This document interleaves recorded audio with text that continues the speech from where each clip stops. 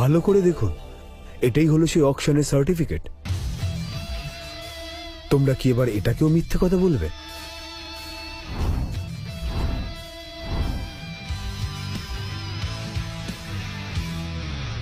কোথায় দেখাও, আমিও একটু দেখি।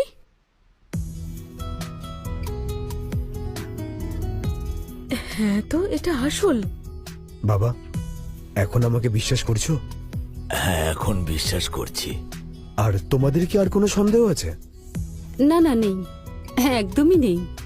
আচ্ছা, আমরা একটা বাজি ধরেছিলাম, সেটা মনে আছে? কি বাজি আমরা ধরেছিলাম? হাঁটু গেড়ে পায়ে পড়ে ক্ষমা চাইতে হবে, মনে আছে?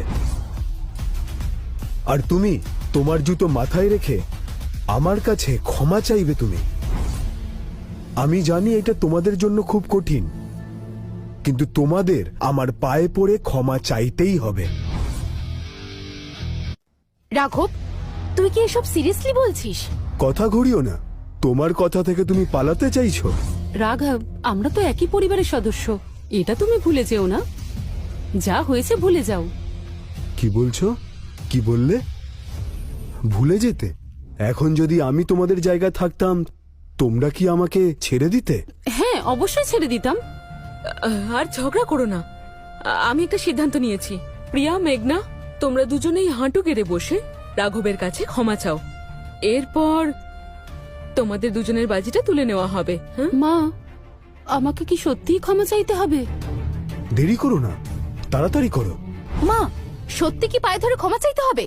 একটু শান্ত হও রাঘব, নিশ্চয়ই কিছু ভুল হচ্ছে। কেন এখনো তোমরা সেই একই কথা কেন বলছো? বিলটা দেখলে তো?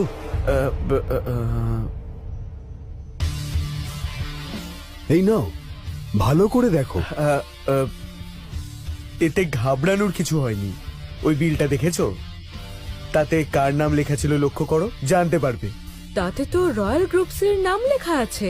ঠিক বলেছো, এই দেশেই ওরা একটা বড় ফাইন্যান্সিয়াল কোম্পানি। ওরা আন্তর্জাতিক মানের বড় লোক, ওরাই এতে ইনভলভড। তুমি তো বললে এটা নাকি রেবান্ত কিনেছে, কিন্তু এতে তো রয়্যালস গ্রুপের নাম লেখা আছে। কেন রেবান্তের নাম নেই?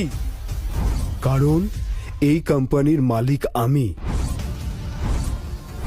আর নয় রাঘব, তোমার মিথ্যাচারিতা সীমা ছাড়িয়ে যাচ্ছে।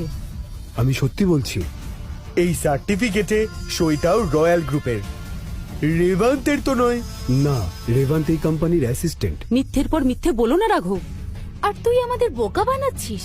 কি ভাবছো বাবা মা কিছুই জানে না?